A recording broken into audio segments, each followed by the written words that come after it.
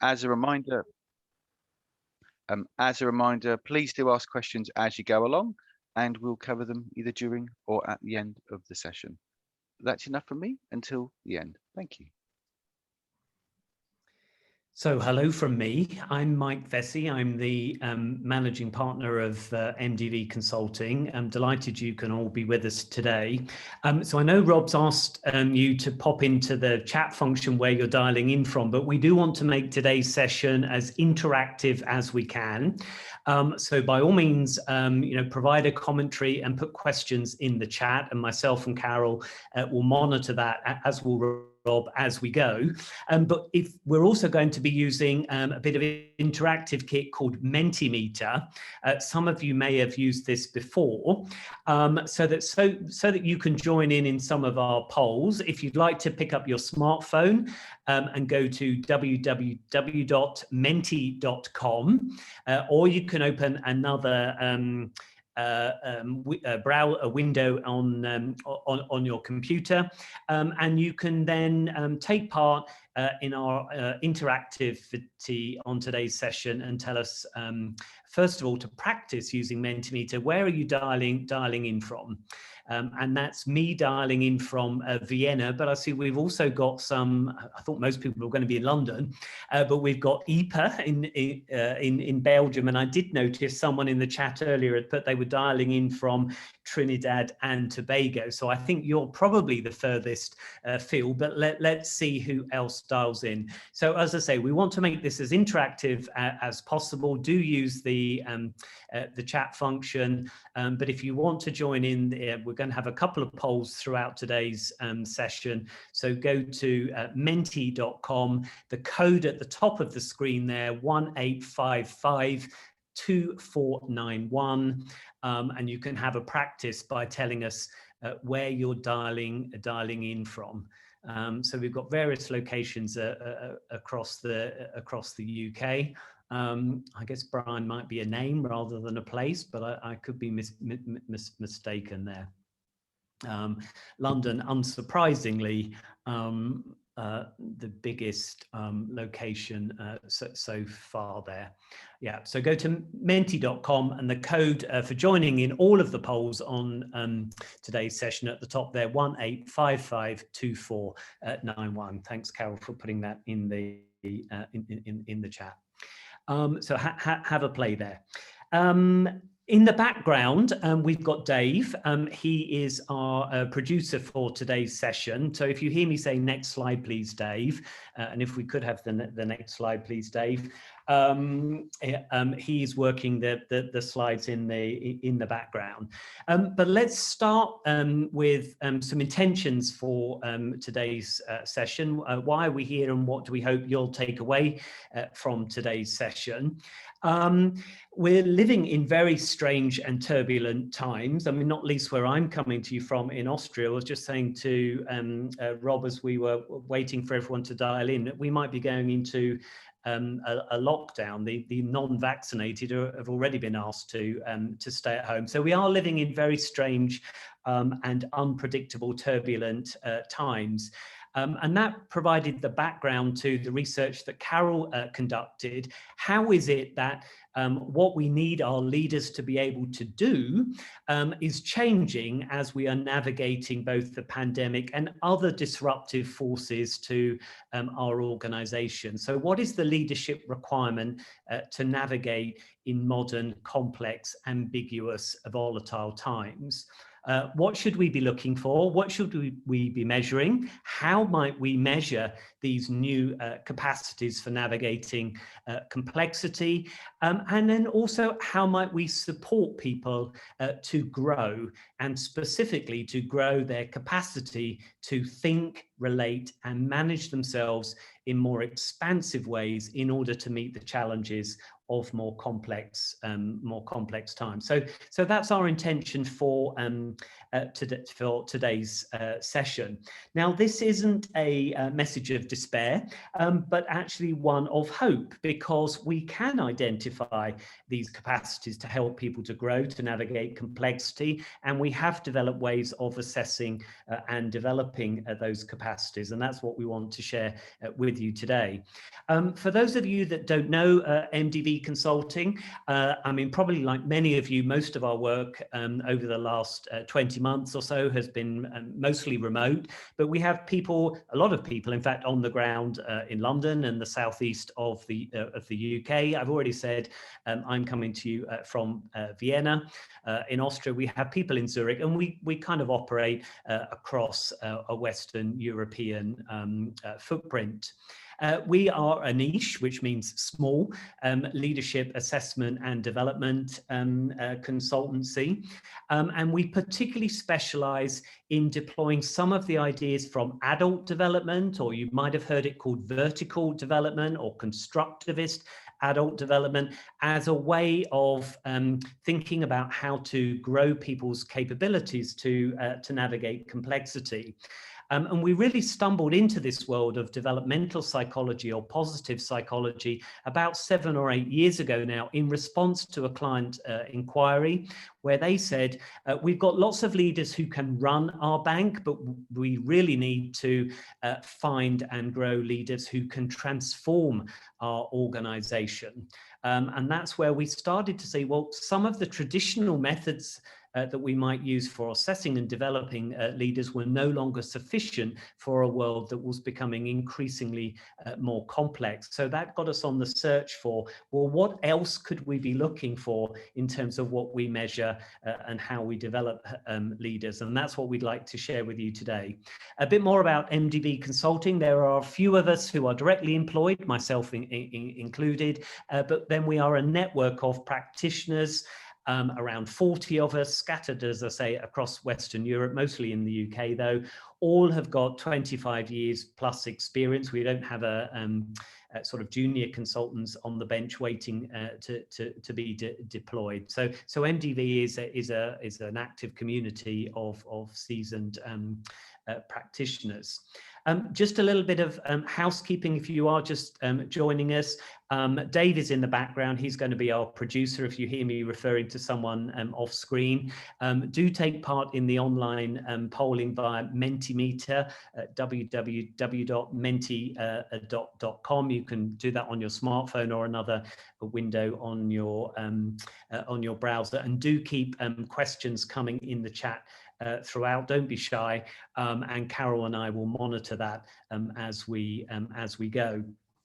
So in terms of setting up then for today's session, so I'm going to hand over to Carol in a moment. She has been my partner in crime, my co-conspirator for a number of years now. Has been really instrumental in developing our approach to leadership assessment, because we always assess in pairs. She's often a reviewer of interviews and transcripts and reports that I'm writing about leaders, and it's someone I immensely value her insights and her technical skills.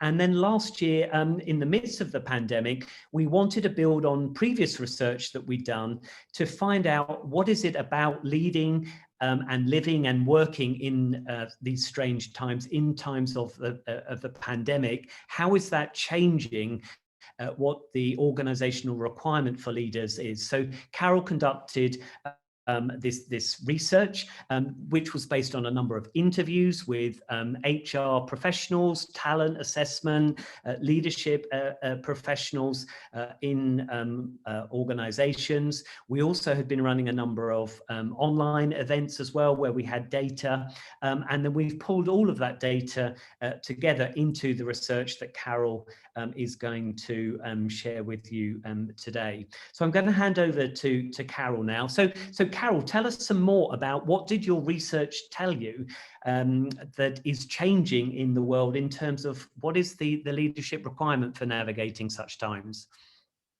Great. Thanks, Mike, and thank you for the very warm, glowing welcome. So that's very nice of you. So as Mike said, the research that we did was actually a follow-on to a study that we'd previously done in 2019. And at that point, we had found that most of the organisations we spoke to were facing disruption and uncertainty and change, and they were increasingly recognizing the need to be able to identify and develop leaders who can navigate those complex and uncertain environments. But little did we know at that point how soon that level of disruption and uncertainty was going to be magnified by the unprecedented global event that is COVID-19. And 2 years later, we find ourselves, with life looking very different for organizations and individuals, especially, but not exclusively, as a result of the pandemic. So our research this time round, earlier this year, was to understand how the world has moved on and what the implications have been for leaders. So these were the questions that we asked in our study. And today we're going to be focusing on the first two of those. So we're going to talk about what are the shifts that have been noticed in organizations and in the wider environment over the last couple of years. And if so, and how the impact of those has changed the requirements of our leaders. The rest of those questions and more detail can be found in our full report, which is on the website. So I'll flash that to you now. So the report is called Rethinking Leadership Assessment for a Complex World. And if you register on our website, mdvconsulting.co, then you can get a copy of that. But today we're going to start by looking at those most important trends and shifts and challenges that have been faced by organizations. So when we asked our interviewees, what are the challenges and trends that you're noticing? Unsurprisingly, it was the pandemic, of course, that was at the forefront of people's minds when we spoke to them. Not all organizations had experienced the same sorts of impacts.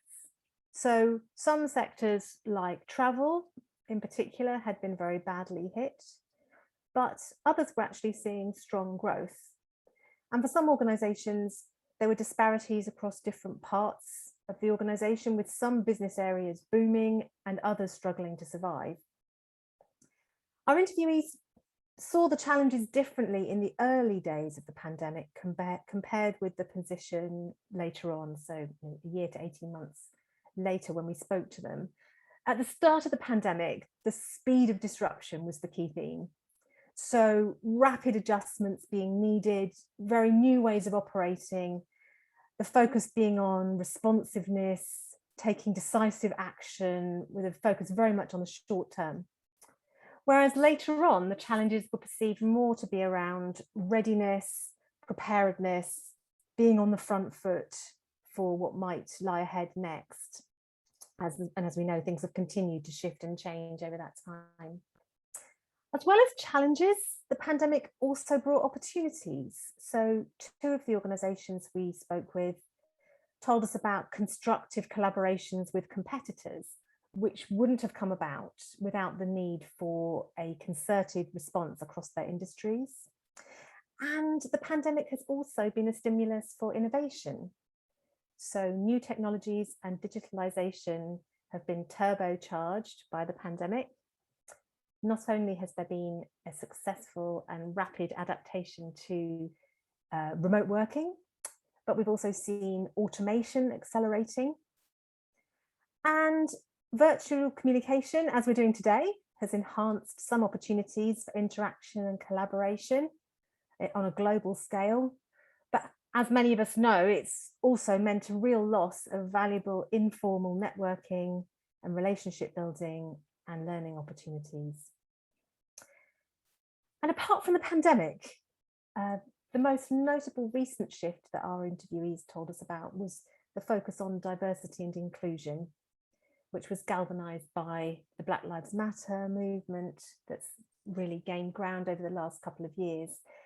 This is an issue where organizations are coming under increasing scrutiny from investors and regulators and clients. And the pandemic also brought into sharper focus some areas that were already showing sharp differences in opportunity. And then other drivers of change and transformation felt more like the old normal than the new normal. So nearly half the organizations we spoke to were dealing with internal restructures, mergers, changes in leadership, changes in ownership. And a number were also needing to adapt to significant changes in their markets, trends in their customer needs, increasing regulatory scrutiny, disruptive new competitors. And at the same time, organisations have not lost their focus on broader issues around climate change, sustainability, and social responsibility, even though those might not have been quite as much at the front of mind at the time we spoke to them. And since we did the research, increasing economic pressures and supply chain problems have created even further disruption. So it's clear that, as we found back in our first study in 2019, whether driven by external or internal forces, organisations are facing significant challenges in an increasingly unpredictable world. And while COVID is certainly not the only challenge, its impact has brought the reality of volatility, uncertainty, complexity, and ambiguity, so what we call VUCA, into people's lived experience, as we can see in this quote from one of our interviewees here. So it's really landed with people, as he says, experientially. Mike, back to you. Thank you, Carol. Yeah, I think certainly there's been a shared experience during the pandemic around what it feels like to live in volatile times. So want to hear from you. Carol shared with us all some of the patterns of disruption that she was experiencing or finding out from our from the firms that we surveyed and spoke with. But what have been the biggest challenges facing your organisation or firm over the last 18 months? So you can turn, if you want to take part, you can turn back to Mentimeter, menti.com. And the code at the top of the slide there, also in the chat, 18552491. And you can either put a short sentence or you can put a word there. And say, yeah, what sort of disruptive forces is your organisation facing? And let's get a sense of that from the audience on the call today. I'll just give you a moment to do that.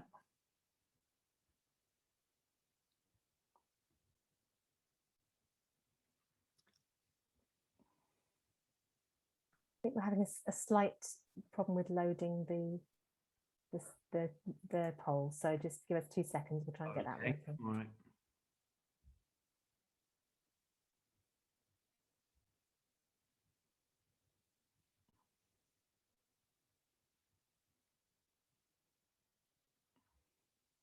Can we do that now, Dave? Yeah, it's working now. Okay.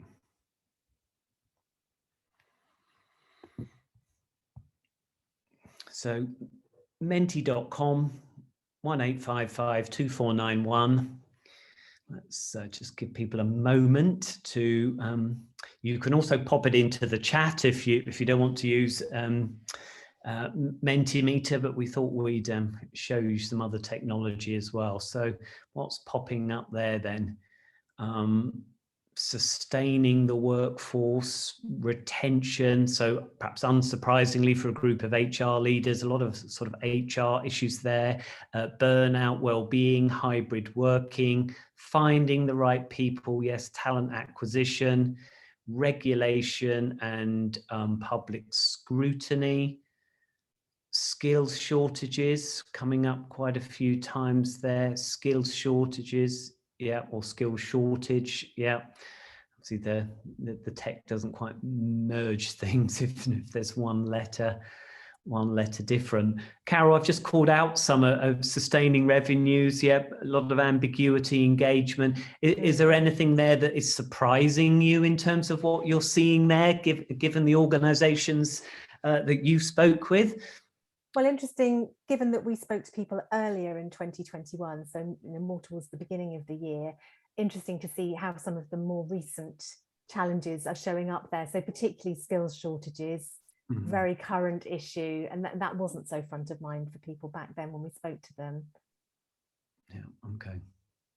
All right, so you can keep adding to that. So, I mean, if that's the context we're living and working in and leading in, what did your research then tell you about the implications for leadership? How do leaders need to respond in order to navigate such times? Thank you, Mike. Yeah, so as we've seen, organisations are facing multiple and significant challenges, and the demands on leaders have been immense. They have been expected to lead really very differently from how they did 18 months ago. So our interviewees highlighted 10 ways in which the implications, the demands on leaders have changed. So if we start off with these three, almost all our interviewees highlighted how the pandemic created a greater need for leaders to connect with and support their people. So the blurring of boundaries between home and work acted as a very immediate leveler, breaking down hierarchical barriers between senior leaders and employees. And showing respect, care and consideration has been a key differentiator in sustaining and enhancing employee engagement through the pandemic. Qualities such as empathy, authenticity and emotional intelligence, not just nice to haves anymore, but have come to the fore in creating mutual trust and understanding. And then well-being in the workplace, recognition of the importance of employee mental health and well-being. It was already a key priority for many organisations, but it's really gathered momentum over the last 18 months as workers have faced increased stress, isolation, uncertainty and demands on their personal resources. And leaders and managers have often needed to be a really key point of contact and support and psychological safety for employees. So they've needed to have the skills and confidence, not just to sort of check in with people, but to hold really meaningful conversations with them about well-being. And then, of course, coping with the stresses and pressures of the last 18 months has put strain on leaders' own emotional resources at the same time as they're needing to provide that significant support for the well-being of their people.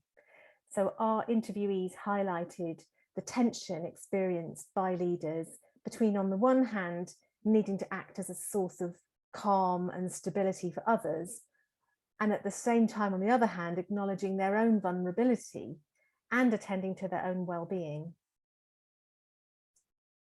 Then we have some implications around ways of working. So, with office-based staff largely working remotely now, leaders and managers have needed to adapt rapidly to new ways of managing performance and delivery.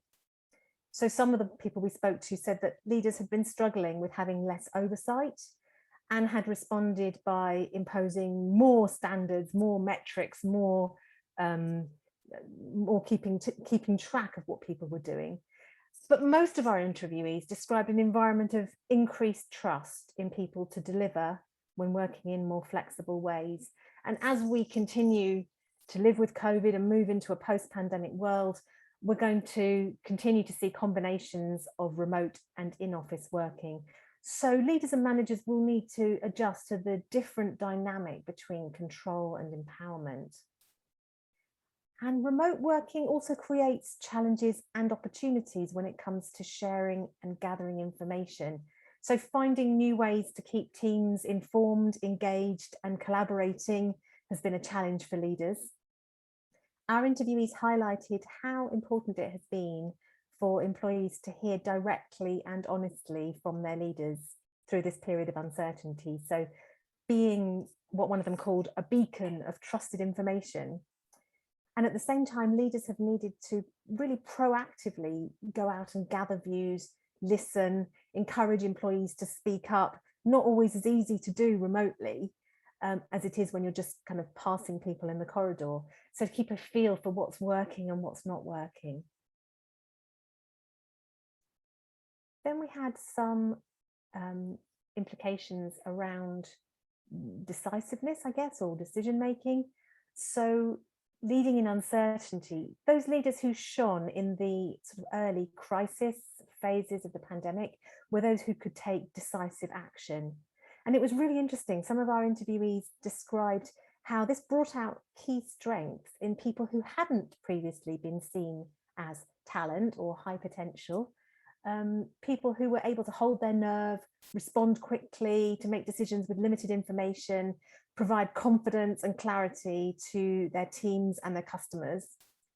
And then as the situation unfolded, the most successful leaders were the ones who could figure things out as they went along, pivot quickly in response to shifting circumstances, and really learn and adapt from what was and wasn't working.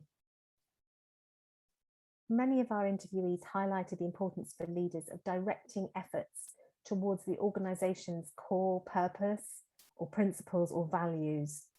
And these acted for many as a framework for prioritising actions and guiding decisions in the face of all that turbulence and uncertainty.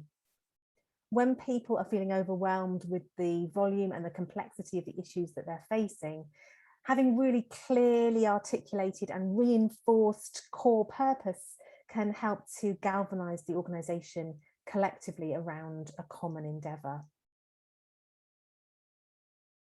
Then we had a couple of things to do with handling that complexity. So first of all, navigating polarities.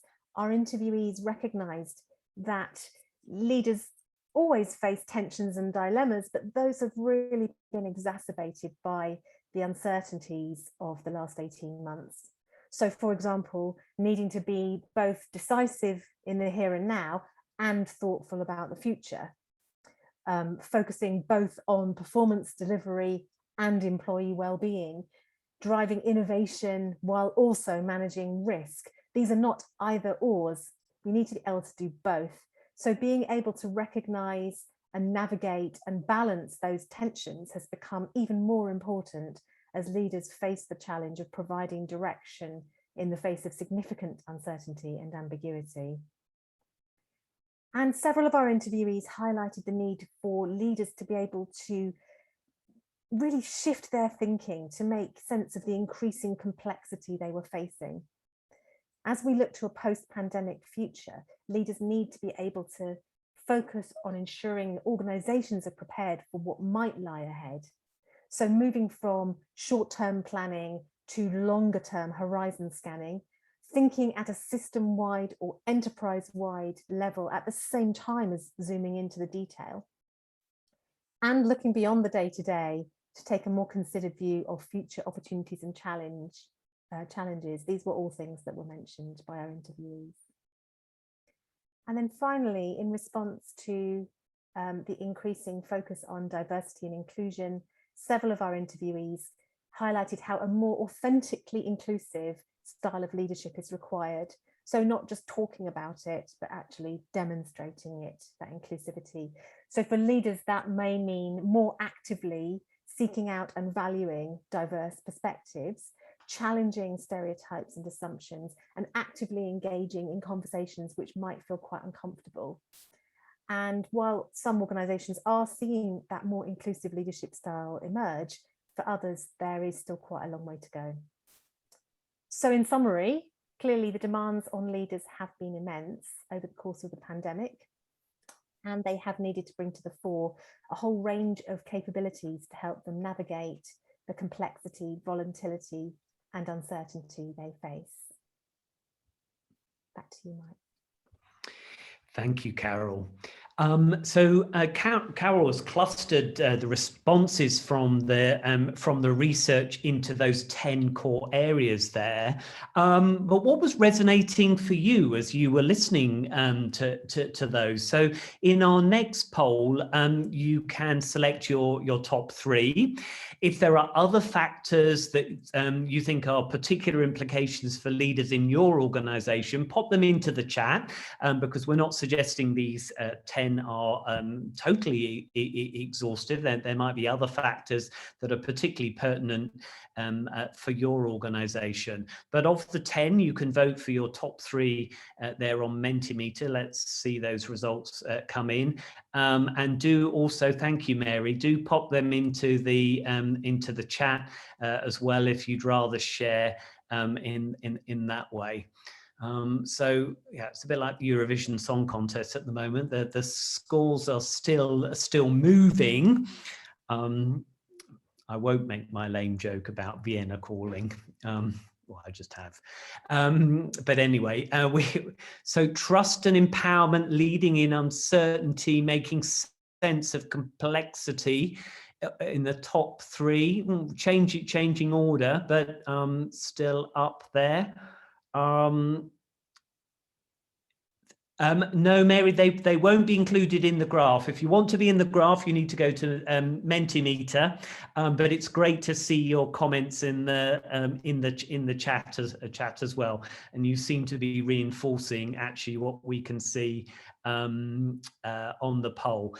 Claire, yes, we will be sharing the slides, and there is going to be a recording of the whole session at the end of this. So still results coming in, but in first place at the moment still, leading in complexity, trust and empowerment, making sense of complexity, then well-being, inclusion, personal resilience, human face of leadership, bit of movement there, personal resilience going up one. Okay, so you can keep adding them. In the final slides that we circulate, we will capture the results of the poll, but leading in uncertainty, trust and empowerment, and making sense of complexity, staying in the top three there. So that seems to be supporting your research there, Carol. I don't think anyone else has put in the chat anything that doesn't fit in those 10. So if that's the context, we're leading in very complex times. There's new requirements for leaders to navigate these times. What are the things then that leaders need to be able to do? What are the capabilities and capacities then for leaders to actually navigate such turbulent times? What have you got to share with us on that front? Thank you, Mike. So when we looked at these findings, these 10 kind of clusters of leadership requirements, Mike and I were really struck by how closely many of them aligned with the idea of vertical development principles. And of course, we were coming at that analysis primed to look for those things because we are vertical development practitioners. But even so, we really saw some very interesting and useful parallels there. So we wanted to share with you these 4 developmental capacities, which MDV believes are essential to leaders being able to handle complexity and uncertainty, navigate it. But often these are things which are overlooked in assessment. So we want to differentiate these vertical capacities from horizontal capabilities, the more traditional skills, knowledge and abilities which are needed to perform business as usual type functions. So I'm going to take you through each of these in turn. So we're going to start with the red section in the middle, looking at the conceptual or the thinking space. And you can see that we've got a couple of capacities that sit in that space. We can draw parallels with the Cynefin model, which Dave Snowden developed, which differentiates the predictable world of the clear or the complicated from the unpredictable world. And what we saw in our interviews was that in times of chaos or crisis, as in the early stages of the pandemic, we saw leaders needing to act promptly with little or no information to guide them. So taking that decisive action based on instinct or principle, and then continually monitoring, learning and adapting their response. As situations evolve and move into the complex realm, as they did later on in the pandemic, leaders instead are needing to horizon scan, look for instructive patterns and ready the organisation for future possibilities. And they need to be able to simultaneously hold that long-term big picture view without losing sight of the immediate and the specific.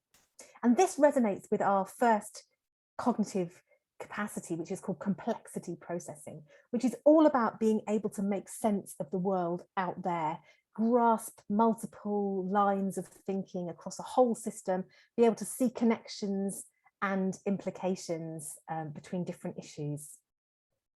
And also in the conceptual space, we've got that second capacity there of fluidity of thinking. So this is about being able to navigate ambiguity by questioning your existing assumptions and constructing new or different ways to think about a problem or a situation. And this was most evident in our research interviews, in relation to those tensions or dilemmas that we saw leaders facing, if they can reframe their thinking to look at those dilemmas differently, so to move away from seeing them as an either or choice, but instead to a mindset where they're looking at the possibility of things being the best of both, or both and, then that can open up really good new ideas and opportunities for handling complexity. And as one of our interviewees described it, navigating uncertainty, being more comfortable with ambiguity, managing paradoxes, trying to get away from either or thinking. For example, being more nimble doesn't mean that we give up on risk management. It requires a certain kind of leader to be able to hold that in their head and to know when to flex between the two.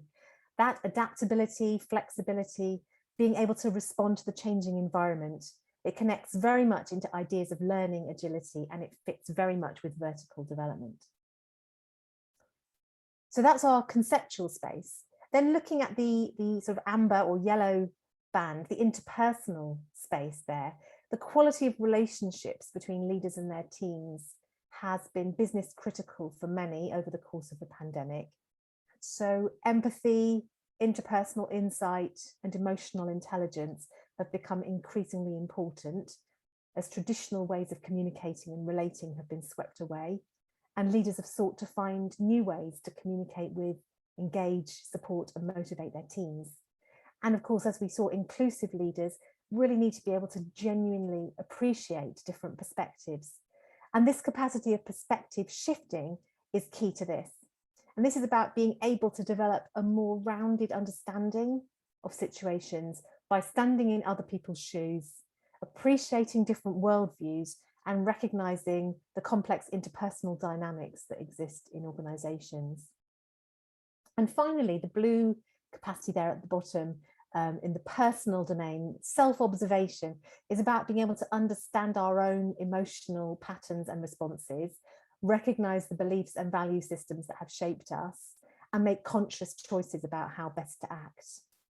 And in these environments of significant stress and uncertainty and change, with leaders being looked to by others to provide a source of stability and coherence, they may not even feel that stability themselves. They need to be able to retain a sense of perspective, acknowledge their own emotional responses, and look after themselves in order to look after others. So MDV's view is that these vertical capacities are not fixed, but they continue to shift throughout our adult lives as we come to view ourselves and the world around us in new ways. An assessment that looks at the vertical as well as the horizontal can identify those leaders who are already best placed to handle increasing complexity. But our approach is always that vertical assessment should also be developmental, helping leaders make the most of their current capacities and supporting them in making tangible shifts in the way they think, relate, and understand themselves. Mike, back to you. Thank you, Carol. Now, those capacities, Carol, as talented as she is, she hasn't just dreamt them up out of thin air. They are all based on some really solid psychological theory from different authors in the world of developmental psychology. You can read more about them and the evidence base behind them in Carol's research paper or some of our other white papers, or they're quite neatly summarized in Karen Ellis's book called Upgrade, which I think is a great word, this idea that we can upgrade our capacity. So that's Upgrade, Building Your Capacity for Complexity by Karen Ellis is also quite a nice synthesis of a number of psychological theories. We're not going to give a lot of psychological theory today, though.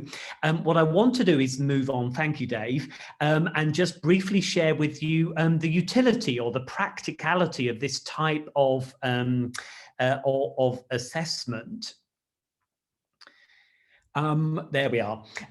So, I mean, Carol and I, and possibly many of you on the call today, I mean, we cut our teeth learning in terms of the sorts of facets we might measure about a person when we were, studying psychology. Both Carol and I happened to work for SHL, that some of you will know for a great many years. And back in the day, we were very interested in measuring things like intelligences, personality traits, maybe values of a person.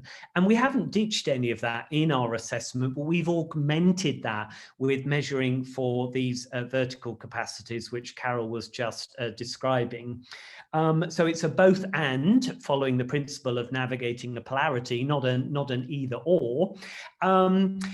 Just two little vignettes here in terms of the value of this type of assessment over and above a more classical, perhaps behavioral or personality type of assessment. So in the first example, this is an organization where they were looking for a head of manufacturing, someone to run multiple sites across the UK. They'd had a number of candidates that they had tried to source from the open market who had, in inverted commas, failed in the role. They hadn't delivered, they'd left in quick succession.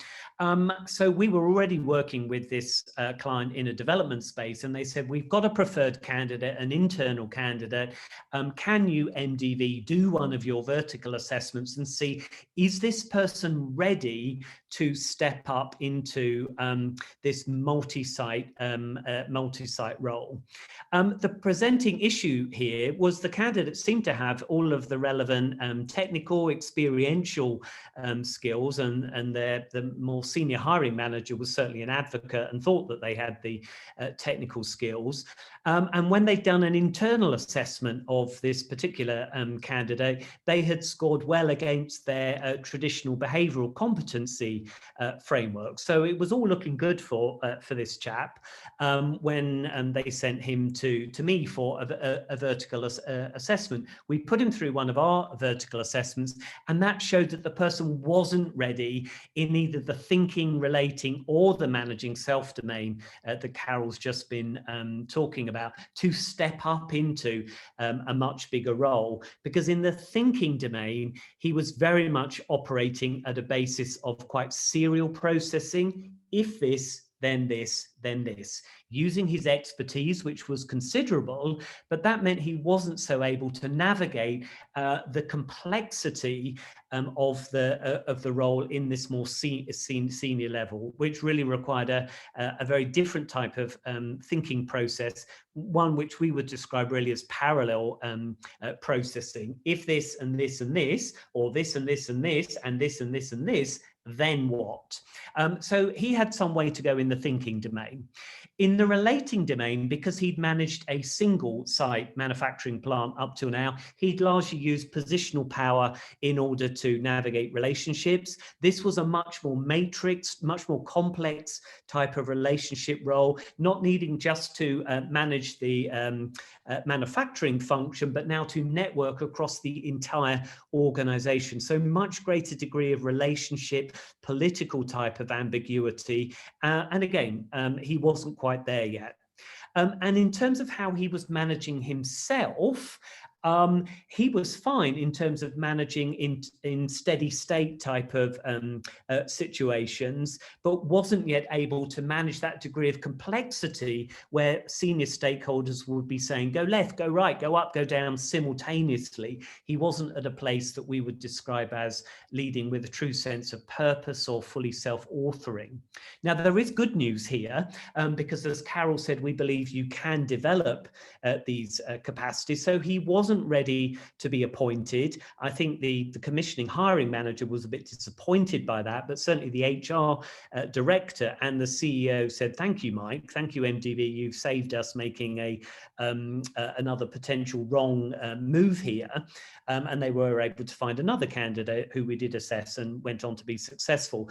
But this chap, armed with an assessment report, us being able to pinpoint precisely his areas of development, 2 years later, he has developed the capacity to think and relate and manage himself in more complex ways, and has found himself that multi-site manufacturing role in another organization. So it has a happy ending for him. The second example is from a law firm. We do a lot of work with city law firms. The requirement here was we assess people who are moving from a senior associate into being an equity partner. Those of you that are in working in the legal or professional services sector will know that that's a big step up in terms of moving from being a senior employee to an owner, manager, leader of a professional services firm. This particular client doesn't use our assessment to make the decision as to whether to promote someone into an equity partner role, but they use the assessment to support the individual's development into the role. So this was a person who came through one of our assessments, and the particular facet here that the vertical assessment highlighted that a traditional assessment wouldn't have done is this idea in the intrapersonal domain of being torn between competing demands. In this case, it was the competing demands of what does the perfect partner look like? What does it mean to be a working mum? She was a new mum when I met her and was expecting a second. And what does it mean? She was also the first part-time partner in this particular city firm. So she really felt a tremendous sense of responsibility, not only to be a role model as a partner, but to be a role model for others in terms of making it work, in terms of being a part-time partner. Now, because of her stage of development, she was very much aware of these different external voices saying, what does it mean to be, you know, the model working mum, the model partner, and the model part-time partner? She was really pulled from pillar to post. And being able to point to the interview transcript and saying how these voices were external to her, and that was what was causing that degree of angst and tension, and being able to point to how she could become more self-authored, making more of these decisions according to her own sense of values, rather than listening to all these external voices, it was just revelatory for her in terms of beginning that transition from what we would call other-authored or socialized form of mind to being more self-authoring, and really helped catapult her development. And 2 years down the line, she is really flourishing in that role. So just a few vignettes there to share what we believe the utility of this type of assessment over and above perhaps more traditional ways. Now, moving on, you might say, yep, we kind of buy that, you know, these seem to be capacities that will help leaders to navigate complexity. You've pointed us to a way of measuring these, Mike and Carol. That's all well and good. Thank you very much. But how do we actually grow these? You've said these capacities are developable. So we just want to finish by sharing some of the ways in which you can grow these capacities and take a growth mindset rather than a fixed mindset. So to start off with, the underlying way we think about adult development or growing these capacities is to say it's not what you know, it's not the content, it's not the knowledge that you might bring to bear from your past experience, it's how you know it. It's this facet of a person's meaning-making or sense-making system. Now, that's something that we all carry, but often isn't particularly paid attention to or noticed because it's going on inside a person. And so very often people aren't particularly aware of their own meaning-making system, let alone that they might articulate it to you. So it's less visible to a person or to us than certain behavioral traits might be. But we can get at that, as I say, via one of our assessments, or there are a number of other tools which also tap into a person's sense-making system. So what we're trying to do here is to grow a person's capacity. So we might think of this as the difference between the glass on the left-hand side here, traditional ways of developing people, adding more water, more content to a fixed vessel. And if your leaders, your people are already saying something like, actually, my glass is overflowing, I'm already running ever faster to stand still, the last thing we want to do is pour more content into an already overflowing vessel. People can source content relatively easy in these days of intranets and internets, etc., if they're motivated. So what we're interested in is growing the glass, making someone a bigger vessel, growing their capacity to think, relate, and manage themselves in more expansive ways. The other analogy we often use is that of a smartphone. Rather than putting more apps on the smartphone, we're interested in upgrading the operating system of the smartphone so the whole system works more effectively. So hopefully that gives you a bit of an idea as to what we mean, and you can read in the literature as the difference between horizontal or traditional ways of developing someone and vertical development. Now, let's just say a bit more about how do we actually do that, if that's the sort of underlying concept. So all of us, we've jumped ahead a bit too much there, Dave. Let's go back. I think we've got a sticky connection there. We've gone back. Hasn't reached Vienna yet. I can still see what you are, what you do. What are you seeing, Carol? That's the next one. Oh, okay, fine, okay. I've got slides in the wrong order. So we're trying to then grow this underlying sense-making capacity. But if we come and talk to leaders or people in the real world, that might feel a bit like it's psycho babble or jargon. So practically, when we work with a leader, whether that's via coaching or an intact team or a leadership development program, is we are focusing people on practices that they can use to expand their thinking, relating, and how they manage self, and deploy those practices to their current day job, their current challenges. And what the neuroscience research tells us is that we can act our way into an upgrade, an underlying upgrade in our sense-making capabilities. We are what we do.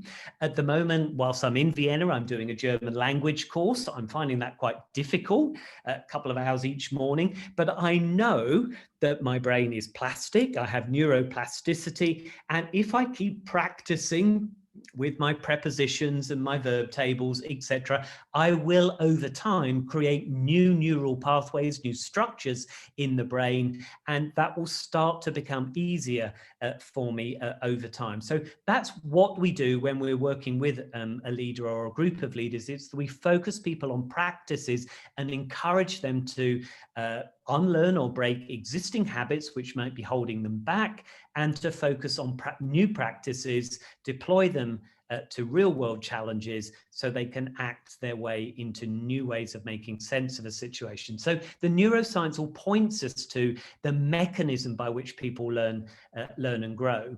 Then the next slide then gives us a bit of a story here, and I borrowed this with permission from our friend and colleague Karen Ellis at ShiftSpace. So this is a diagram Karen has drawn here. So all of us go through life, and when we're in flow with life and situations, we trundle along quite nicely. We're deploying our current way of making sense of ourselves and the world. And if things are working quite nicely for us, well, we carry on in that groove. If we get to a situation or an issue where our current way of making sense of the situation and ourselves isn't working, I guess we face a question there. We either so we come to a gateway. Either we continue to try and make sense of the situation in the same way, and we might often go around that loop several times, banging our head against the brick wall, wondering why we're not getting a different result. But eventually we will think, actually, the way I'm approaching this is not working. And that is a natural process of an unfolding process of growth. We will find new ways of making sense of that situation, new ways of thinking about it, approaching someone, approaching the problem, and we will have shifted our sense making or our underlying meaning making, and then we will go along trundling through life again. Now, these might be work events which we come across where we notice there's a lot of complexity, and that might cause us to rise to the challenge. Very often these are life events. So at the moment I'm doing some feedbacks with an organization, and in many of the situations where I'm talking to people, it is things like raising a family that is the gateway event that might have shifted their underlying sense making or meaning making. It might be loss of a parent, it might be acquiring a critical illness, it might be losing a job, as much as it is dealing with challenges in the workplace. So life's events throw up challenges for us, which cause us to grow and develop, and largely that process is one of unconscious learning. Knowing that, what we can start to do is we can turn that unconscious process and make it much more explicit for people.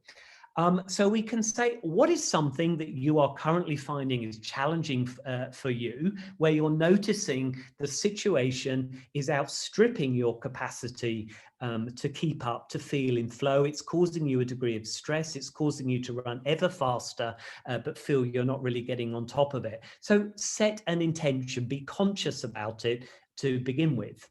Pay attention to what is going on. And we often encourage people to journal at this point. What is going on? What are the triggers? What are you noticing about your patterns of responses, so that you can then explore those observations and interrogate them and get new insights. What is going on? Well, why is it that I respond to that situation in a certain way? Why am I feeling stuck about this situation? Why is it that in that situation it comes easier to me than in this particular situation? Are there some learnings that I can transfer across? We then encourage people to run what we call safe to fail experiments. No one wants to take a huge risk and jump off at the deep end, but to find ways of experimenting that might nibble away at the edges in ways that feel safe, to rock the boat but not capsize it in your organization, to have a slightly different conversation with someone, to approach something in a slightly different way, and see what results you get. And of course, learning is by experimenting, and often we will fail along the way, encouraging and supporting people in their failures as much as their successes. And I think that plays to something that I'll come back and say in a moment about, for all of us in the HR space, how do we create the culture and the climate in which people can feel safe to experiment, and therefore to learn and grow. So we bring that unconscious learning process to top of mind and make it much more conscious. Because many leaders we meet, they've often fallen out of the habit of learning.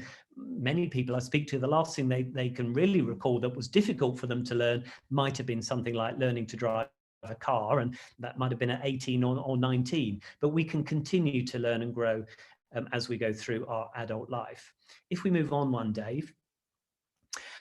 So I mentioned earlier about practices that we can then point people to then to expand their capacity to think, relate, manage self in more expansive ways. And you might be thinking, well, what are these type of practices? So we wanted to share some of these with you here. I was invited to work with a large construction engineering firm as part of their leadership development program. And I was invited to work with them on the thinking module, the conceptual thinking module. So these are all practices in the thinking domain. And this was a group of, I think, 24, 25 high potential leaders in this organization, senior leaders. I've grouped the practices under the capacities that Carol has just spoken with you about. So in terms of helping people to think more systemically, to handle more complexity in their thinking, we got people to do an experiential tabletop exercise to begin with, where there was both a technical task where they had to use their analytical skills, but a highly ambiguous, complex task to see, how did the group actually handle that? And that provided a really useful start point for people to experience what happens in complexity. We then showed people the Cynefin sense-making and decision-making framework from Dave Snowden that Carol referred to earlier. This is an example, not with this particular group, but with another group where we've got the Cynefin framework mapped out with ropes on the floor. And as much as we explain the framework to people, we get people to step through the various domains and say, well, how does it feel when you're in the clear or simple or obvious domain? How does it feel when you're in the analytical, complicated domain? And how does it feel when you're in the complex or chaotic domain? Which particular preference, what sort of leadership styles are you more comfortable with? And how can you get much more flexibility so you can navigate all of those potential domains? In order to navigate complexity, we need to run safe to fail experiments. Now, in an engineering environment, even the term safe to fail, I could feel people bristling because this is a safety first environment. And in your organization, you might also think, actually, this isn't an environment in which we can experiment. You know, there might be clients at stake here, or there might be adverse consequences. So we're not talking about experimenting with the end product. We are talking about experimenting with some of your internal processes where it is safe to do so. And we've got methodologies here in which we can teach leaders how to run safe to fail experiments, how to hold the space of psychological safety, ritual dissent being one of those tools we use to help leaders come up with multiple hypotheses and run multiple experiments. And then finally, in the complexity handling domain, one of the key aspects of this capacity is being able to see more, but still take a first step. And so we point people here to tools like a multiple cause diagram, which you can see in the bottom right-hand side of this slide, or sometimes called a causal loop diagram. Here's one that I borrowed from the Lancet, which was showing the complexity of COVID and why it is a complex situation, both for the general population, but also policymakers, because you can see there, even though that's very small, there are lots of factors and they are all highly interlinked with one another. To finish off then this particular module with this particular client, then in the fluidity of thinking capacity, so this is enhancing our flexibility of thinking. We introduce people to a polarity navigation tool. As Carol said, the nature of the polarities, we want to move from either or binary thinking to how do we get the best of both, how to empower and maintain some degree of control, how to attend to both short-term and long-term priorities simultaneously. And we use a tool here from Brian Emerson that is really effective for getting the best of both. And what does it mean for me to stand in that middle way of navigating both of these? Because most of us will have a preference for one end or other.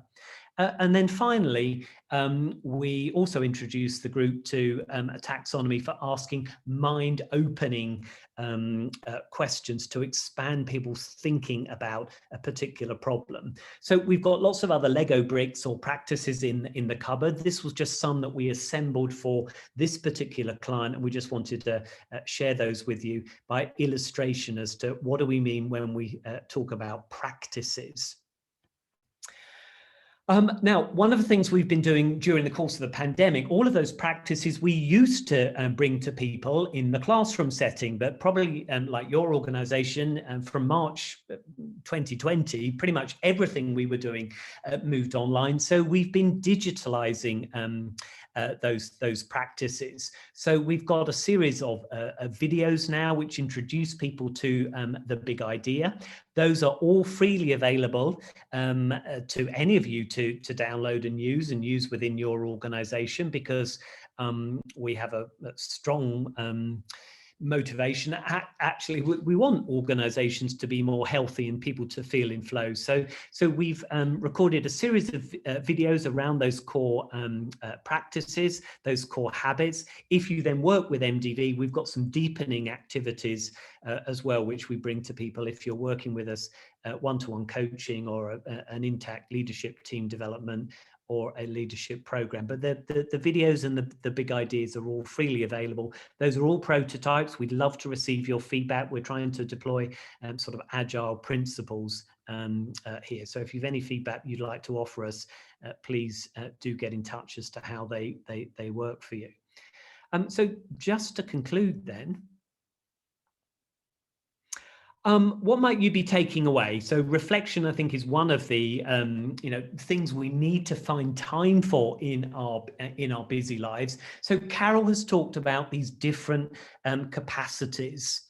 So it might be time to look at, what are you measuring your leaders against? Is it still a behavioral trait-based competency framework, or have you got some of these capacities for thinking, relating, and managing self in more expansive ways built into how you are hiring, how you are promoting, and how you are developing your leaders? So that might be one takeaway to consider, particularly if you're the person that is either using or is in charge of developing such frameworks for your organization.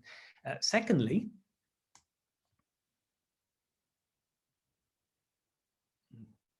it's just a bit slow. One of the joys, oh, we've gone a bit too far. There we are, that's fine. Okay, so I said, if we're going to encourage people to embrace this form of development and embrace experimentation, does your organization create a climate of experimentation? So the large engineering construction firm that I've just been talking about, we have developed a new capability framework for that organization, and encouraging safe to fail experimentation, encouraging learning through failure is very much baked into their model, along with a number of other things. But a useful reference point might be to read Bob Kegan's article, The Deliberately Developmental Organization, to think about how can you turn your organization into a developmental climate or environment. And then third and finally, there we are. Are you focusing your leadership development curriculum on content, on content, or are you pointing people to practices and habits that will actually expand their capacity to navigate complexity? So is it a time to augment or to refresh your learning curriculum? So we'll leave those three provocations with you. And there is a nanosecond, or there's a little bit of time here just to think about, actually, what am I taking away from today's session? So we can finish as we started by turning back to Mentimeter and think, yeah, what am I taking away from today's session? What is this? What's resonating for you? We will also then move into, we've got some time, Rob will host a Q&A session to finish off. So you can put any questions you'd like Carol and I or Rob to respond to in the chat function, but capture some of your thoughts about what are you taking away on Mentimeter, and we can just see that there. So some people would like to explore vertical development in more detail. If you Google that term, you get some useful sort of articles and responses. There's information on our website. Use of practices as a way of changing behavior. Yep, acting our way into new ways of thinking and being. Cynefin, okay, some of you are familiar with, yep, the Cynefin framework. Cynefin, it's a Welsh word. Dave Snowden is a strong Welsh nationalist, but it means sense of habitat, sense of place. Which domain is my problem in? Content versus capacity for some people. I need to know more about the key capacities. Okay, have a look at Carol's research. Mind-opening questions. Okay, yep. Often as leaders, it's not the answers that we give, it's the questions that we ask that will make the difference. The impact of vertical development on shifting an organizational culture. Yeah, leaders certainly need helping, supporting. Yep. and to explore the opportunities for safe to fail experimentation. Okay. Yeah. Understanding of modern and effective leadership is beyond just the technical skills. Yeah, thank you. I don't think organizations appreciate that. Yeah, and we're not decrying technical experiential requirements or the traditional things we would measure and develop in leaders. This is a both and, this is a going beyond. Okay, so thank you for those comments. We can dispense with the slides now. Now there's an opportunity, we'll call back Rob. Do pop any questions in the chat function. If there are particular things in the closing time that we have that you would like Carol and I to address. Rob, over to you. Thanks, Mike. Firstly, a big thank you to both yourself and to Carol for an illuminating kind of a sharing of ideas and practices kind of in an area which I'll say I was probably more unaware of than what I expected. So thank you for the education.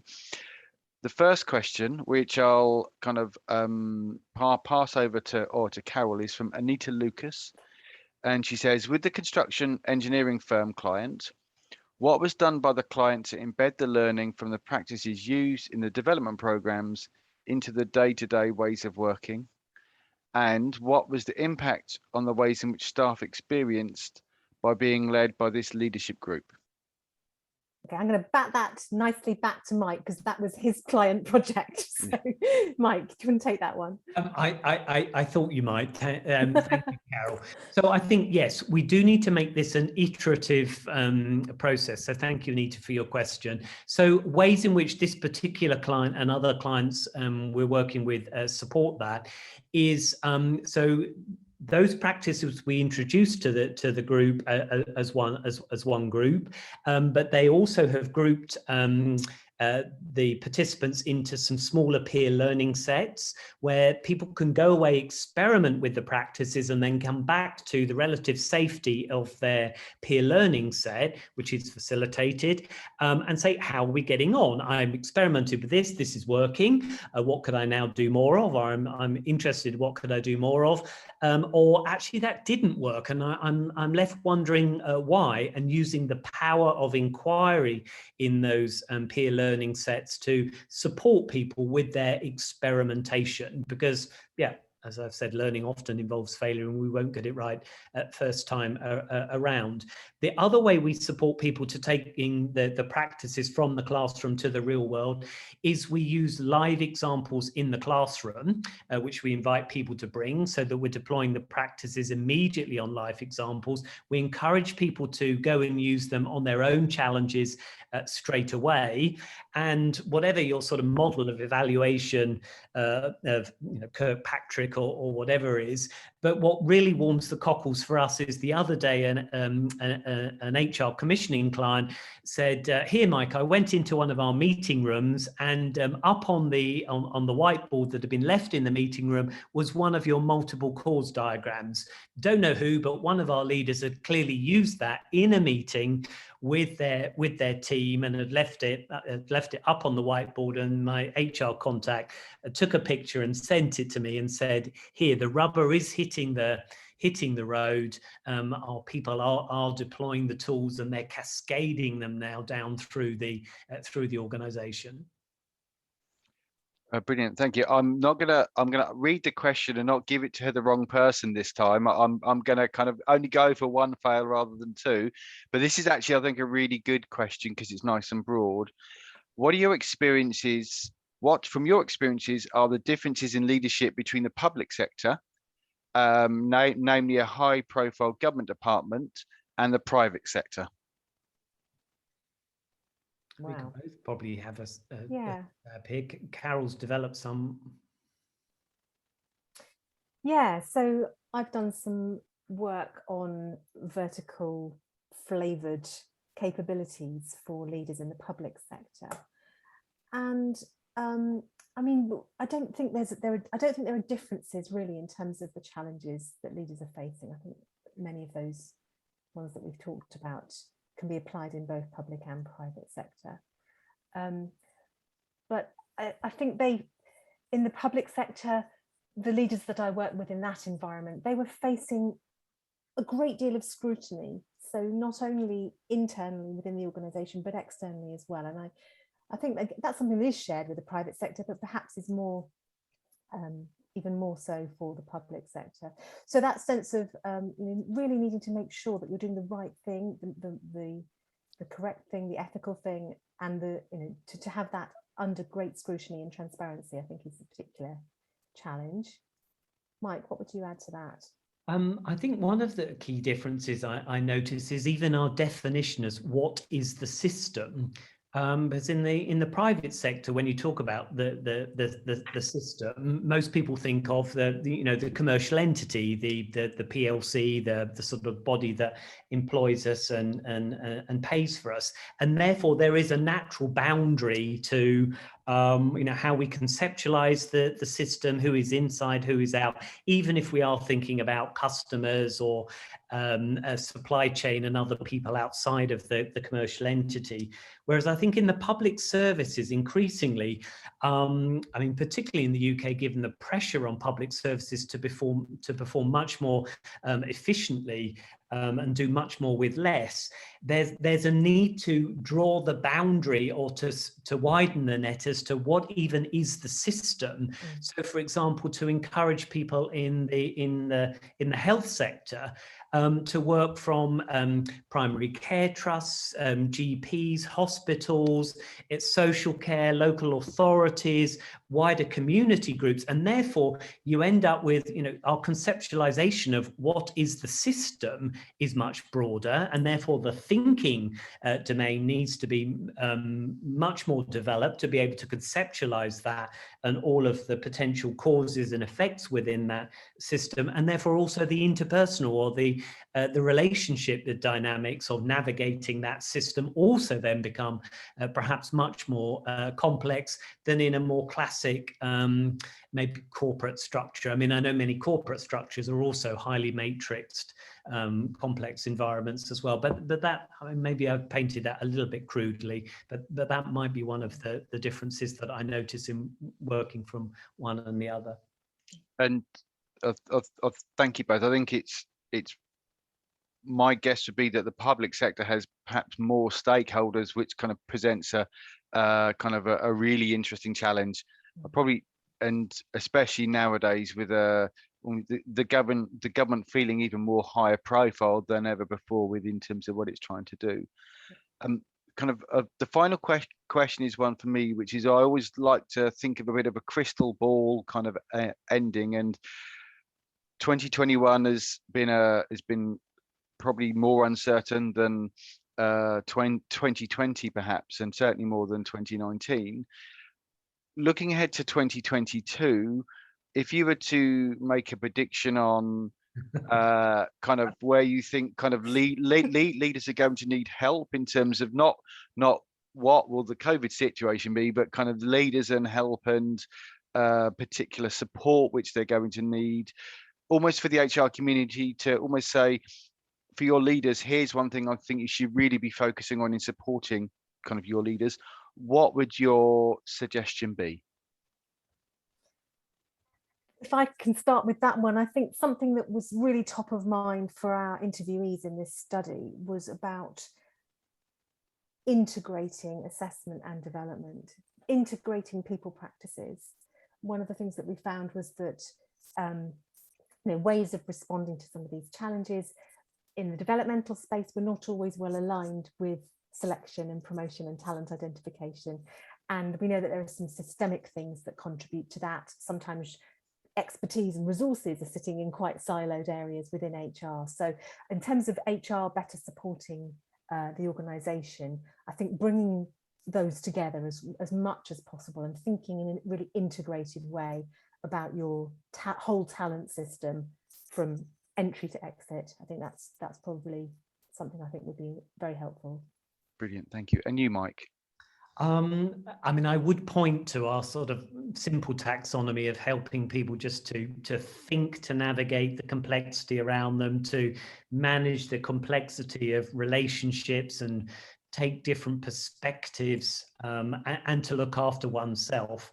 I think I'm under no illusions. I think that there will be a tremendous unwinding, a sense of trauma that we've lived through events which are unprecedented, and I think we don't yet know the full extent of what has that actually done to people in our organizations, in our society. We probably all rose to the challenge, were stoical, tried to make the best of it. But I think the fact, as we enter into the winter months now, and where I'm sitting, I think it was the sort of news alert even on my screen, we might be going into another lockdown. People's mental health, well-being, I think is going to be critically important for any of us concerned with the health of people that we're working with, and the health of our organizations. Cool. Thank you both. I'd kind of this now moves us on to the close, and I'd like to begin with a huge thanks to Carol and to Mike for sharing their thoughts on what will be a significant strategic challenge for businesses for the last 6 weeks of 21 and certainly into 2022. I think choppy waters and uncertain times and challenges for leaders are only going to get more complex, and we need to be making sure that we're building in the support frameworks for them. A link to the webinar recording will be emailed to all participants over the next couple of days, so do look out for that in your inboxes, and if you don't receive it, it might be in your spam folder, so do check. And I'm sure that Mike and Carol will be happy for you to contact them directly with any follow-up questions you have. That you can find them on LinkedIn, and we'll ask them to share their links there as well. And on behalf of London HR Connection, thank you for coming today. And our 2021-22 season continues with sessions from Capgemini, Krona and DOC Beechcroft taking place over the next few months, and please see our website for more details. We'll also include a link to MDV Consulting's homepage where you can go and read the report and find out more, so do go and take a look at there too. So lastly, thank you again, Mike and Carol, and it's goodbye from me, and hope to see you at the next session. Thank you very much for the invitation. I've put our website details there, and we do have a further, more in-depth session on the 1st of December, which is free for anyone to sign up and come along to. So if you're interested in finding out more about practices and capacities, you can come along, and we'll see you on the 1st of December. We'll ask Denise to include a link to that in the session email as well. Thank you. Thanks, Take care all, stay safe.